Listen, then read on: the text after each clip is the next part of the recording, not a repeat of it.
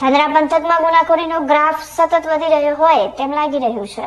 Dhanera bus stand પરથી ભાડે કરાયેલી એક ઇકો ગાડીને રાજસ્થાનમાં લૂંટી લેવામાં આવી હોવાનો ચોંકાવનારો બનાવ સામે આવ્યો છે। પેસેન્જરના સ્વાંગમાં આવેલા 2 થી 3 અજાણ્યા શખ્સોએ ચાલકને બંદી બનાવીને ગાડીની લૂંટ કરી હતી। આ સમગ્ર ઘટનાની વિગતવાર માહિતી આપતા રિપોર્ટ પર નજર કરીએ અને અંતે ડ્રાઈવરોને અજાણ્યા પેસેન્જરોને ભાડે લેતી વખતે સાવચેતી રાખવા અપીલ કરીએ। બનાસકાંઠાના ધાનેરા બસ સ્ટેન્ડ વિસ્તારમાંથી રાજસ્થાન જવા માટે ભાડે કરાયેલી એક ઇકો ગાડી લૂંટાઈ હોવાની ઘટના સામે આવી છે। માહિતી મુજબ ધાનેરા બસ સ્ટેન્ડ પરથી 2 થી 3 અજાણ્યા શખ્સોએ ઇકો ગાડીની રાજસ્થાન જવા માટે ભાડે કરી હતી। રાજસ્થાનના રામજીગોળ ગામ નજીક પહોંચતા જ આ પેસેન્જરના સ્વાંગમાં આવેલ લૂંટારુઓએ પોતાનો અસલી ઈરાદો જાહેર કર્યો હતો।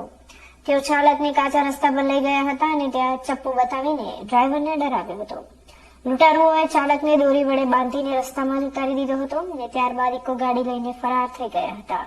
લૂંટની આ સમગ્ર ઘટના રાજસ્થાનના રામજીગોળ વિસ્તારમાં બની હોવાનું જાણવા મળ્યું છે।